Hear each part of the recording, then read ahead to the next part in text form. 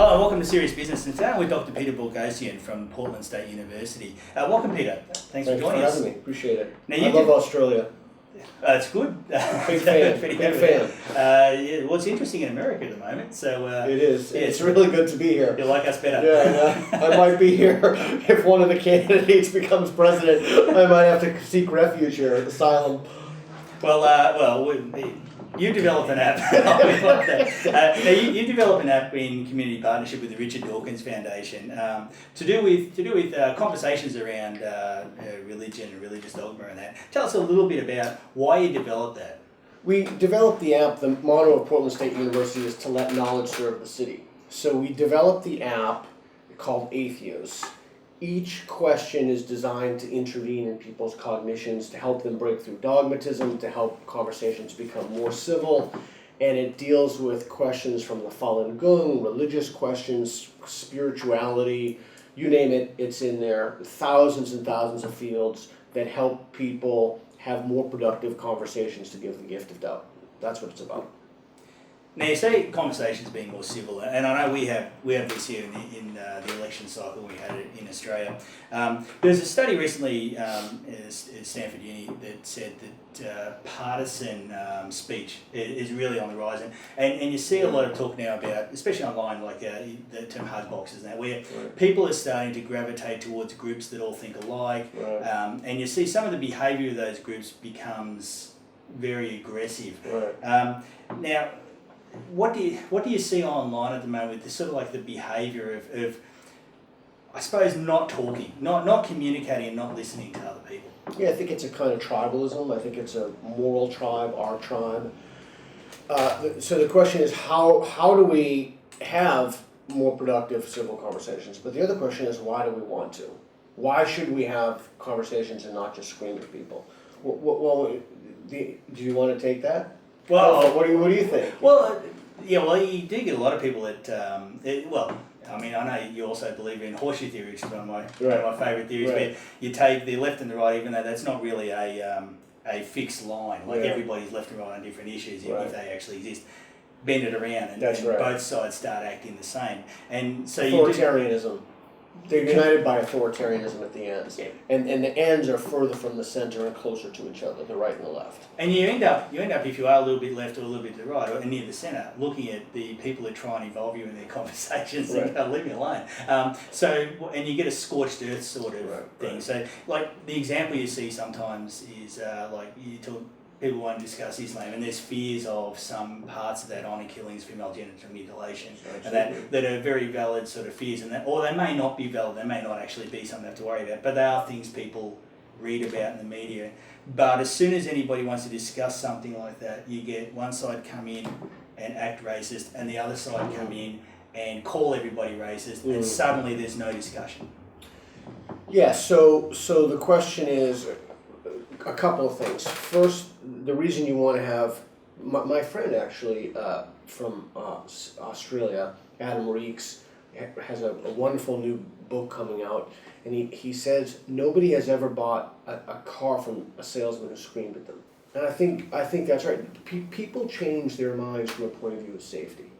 And so screaming at people, yelling at people, calling people idiots or worse, that's not a way to move the conversation forward.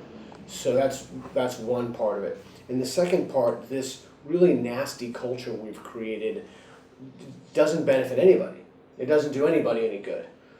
It's not a way to genuinely engage ideas and have substantive conversations about things. Because nobody's going to change their mind, are they? Because if I say something... Not if you scream at them, no. Yeah, if they just start calling names, and I know you've spoken a lot in the past about the Regressive Left, which is sort of like people who are or do consider themselves left are kind of looking at it going, remember the neocons when they took the right in America to an extreme? Interventionist policy is usually the... Is the regressive left like a neo-left, like a reaction to that, or something, just a hard line sort of, or is it just purely a will to dominate and control discussions? I think it's a new kind of authoritarianism.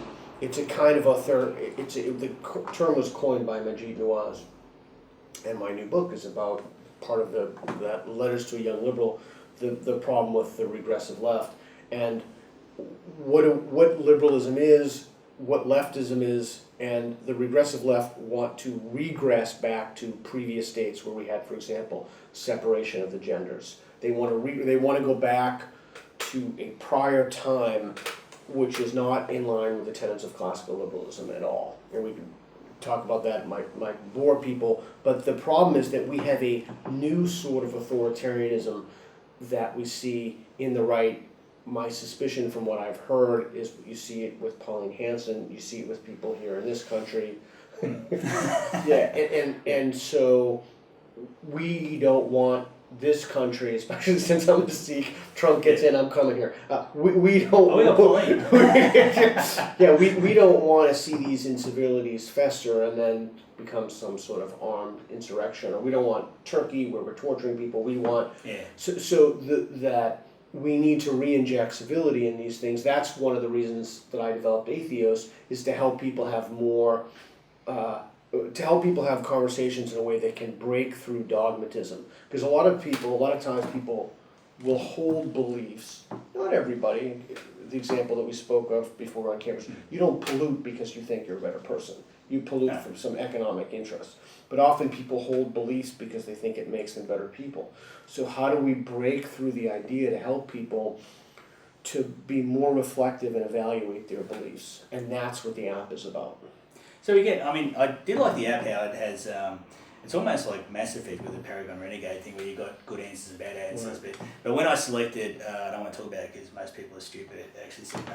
Yeah, that's right. But it does do a good thing of saying, well, this is an appropriate way to respond to it. So if you invited to a function or something that's really just here's a couple of options you may consider, and anyone looking at the app, it is very well written like that. And you can select which option you think you'd select. Four questions. And it can say, and it tells you the right and the wrong answers. Yeah, and it'll say why this isn't the right answer. Right. If we shut down those sorts of conversations, and if both sides end up just locking up, then the only people if people do have fears they believe are genuine, then the only people they think are listening are the extremists. Absolutely. And not only are listening, are solving it.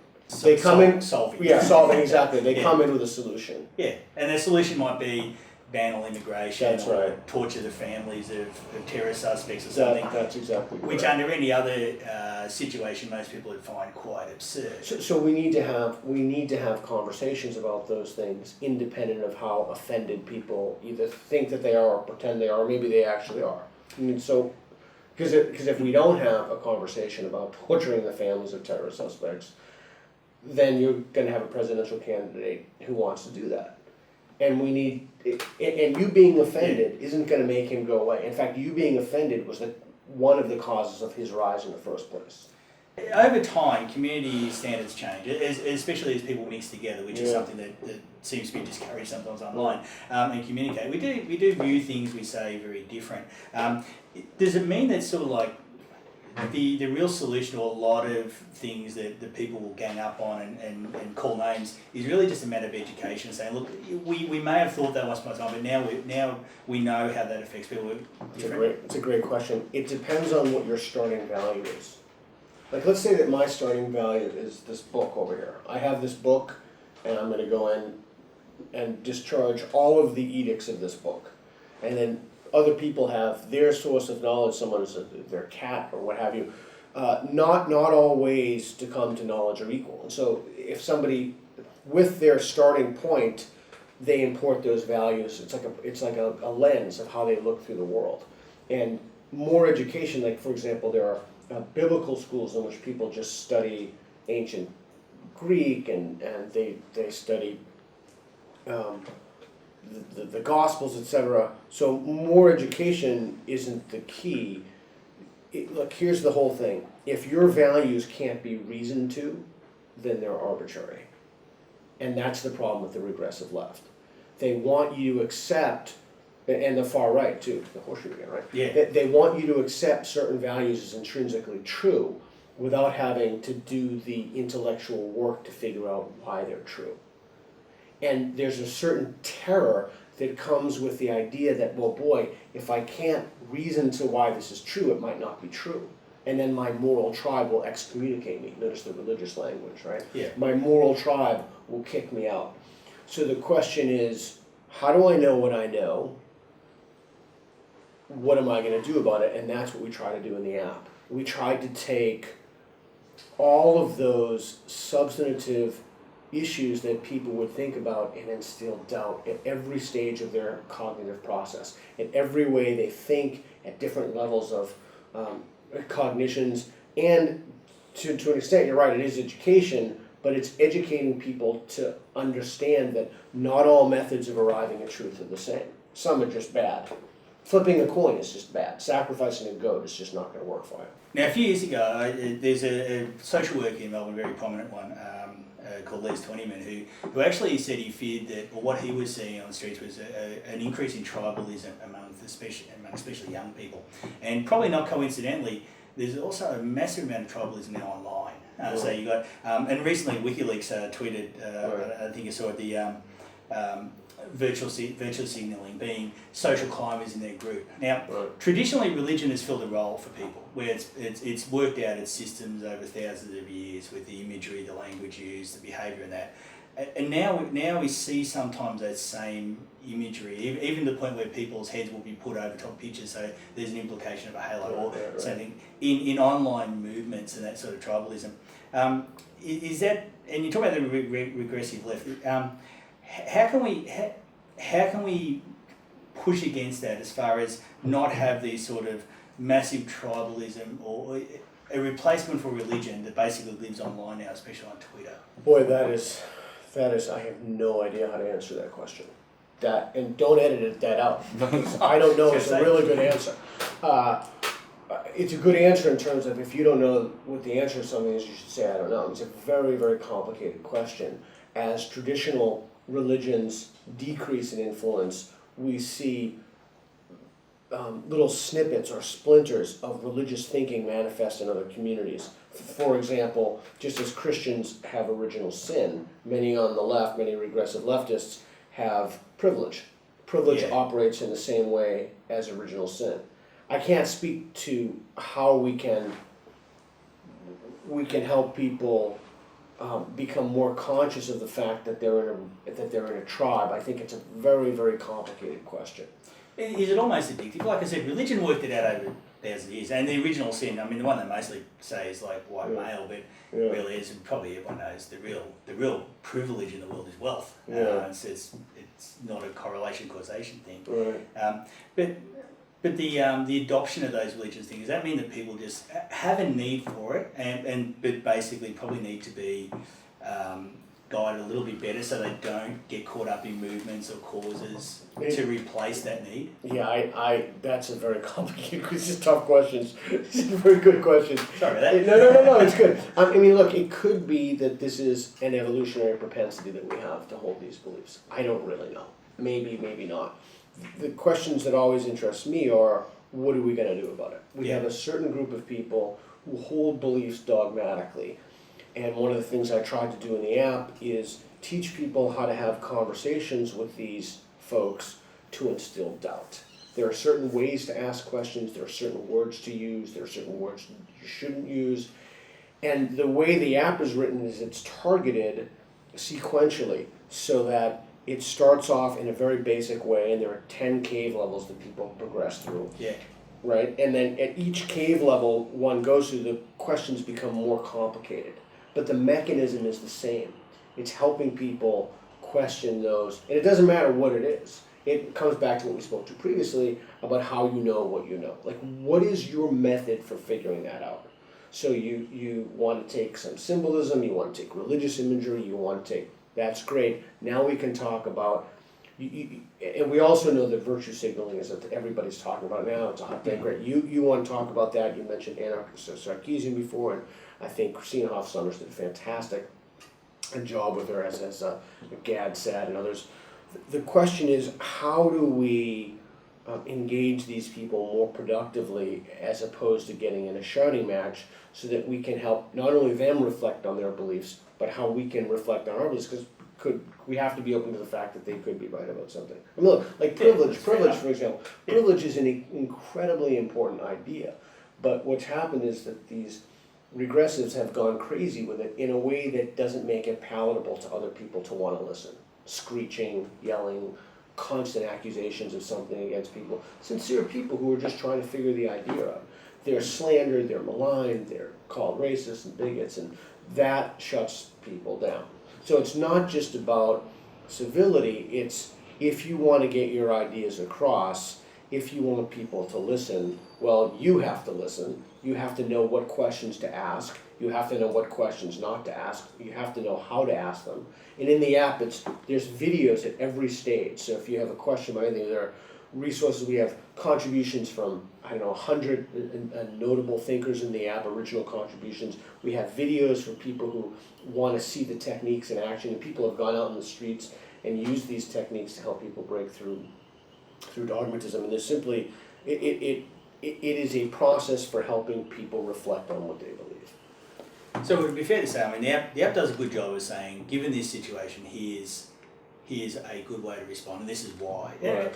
If the behaviour in, like, I refer to it as like cults almost, like, if the behaviour is sort of like religious, then the same sort of tactics in your app are going to work with those sort of like almost religious people as well, aren't they? Well, they work with anybody. So anybody with a dogmatic belief, with a belief that they don't want to be challenged, that's part of their identity. That's one class of people it works with. It also works with people who aren't sure on their faith. It works. The only way it doesn't work is if you don't use it. Oh, yeah. So in other words, you had mentioned I taught in the prisons before, so I did my dissertation, and when you walk into the prisons and you start these Socratic questioning techniques and interventions designed to help people desist from criminal behavior, particularly violent criminal behavior, excuse me, almost no matter what they say, in fact, I'd go so far as to say, no matter what they say, is a win. The key is education to make people, or to encourage people to actually think for themselves, and communication. Like being able to have the tools to talk to people, just to say, yeah, look, I'm hearing you, your fears and everything. Here's a counterpoint to it that's not aggressively presented, that's reasonably thought out. Very reasonable. And you never have to worry that, the whole principle and design of the app, as you know, it's designed to make people receptive to engaging their own beliefs. And I'm not going to sit here and tell you that it's going to be a cakewalk to think critically or to try to reflect on a belief you have. It's not a cakewalk. It's very scary for some people. Well, if it's part of your identity, it's very hard to shake. It's very scary for people. Yeah. Sure, so the question is, how do we empower people with the tools so that you go to your cousin's house and your Aunt Sally is talking about whatever, and you meet a guy and he's talking about this, or how do we empower people to have conversations? Because right now, either they're angry, or they have no idea what to say, they have no idea how to proceed in those conversations, they're afraid of being impolite, they're afraid of being rude. So we need to give people the tools so that when they do engage people in those conversations, they'll be more confident that they can have a productive conversation to impart the gift of doubt on someone.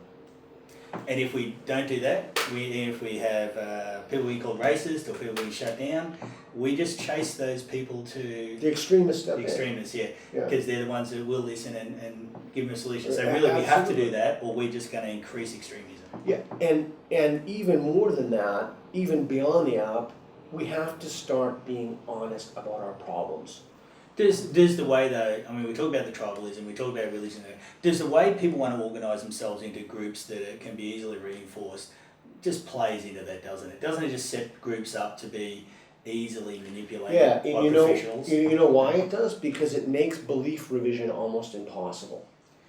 So if you that's the linchpin right there. That's the missing component we haven't talked about. Belief revision. Within those cultures, within those rising in the hierarchy, virtue signaling, and all of that, people double down on their beliefs.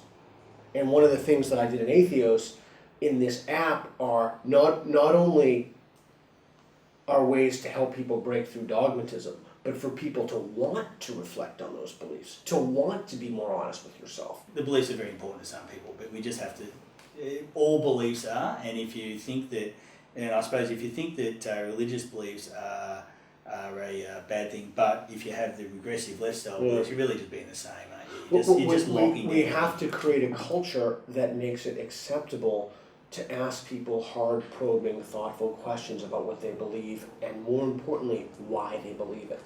That's the linchpin. Is it the same method they use to believe some things? Well, in this case, the propositions of religious traditions, do you use that method for anything else? Well, they don't. They don't use that method for anything else because they can't rely upon it. That will lead them to the truth. So why do they rely upon it in this domain?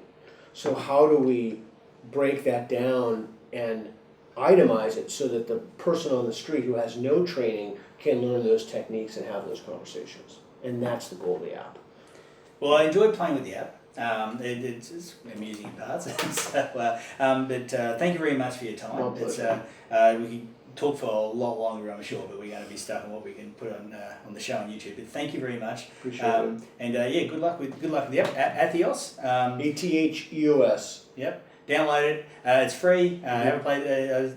It is an interesting tool for learning, if nothing else, how to talk with other people in a way that's not confrontational. And I think that's something we should all really look at doing across the board in a way that we can actually, if you believe something wrong and it's changed, you've actually got better. If you believe something and it was right and it hasn't changed, well, you're exactly where you are. So you should always ask questions. Right. So, thank you very much. Thanks for your time. Appreciate it. Thanks.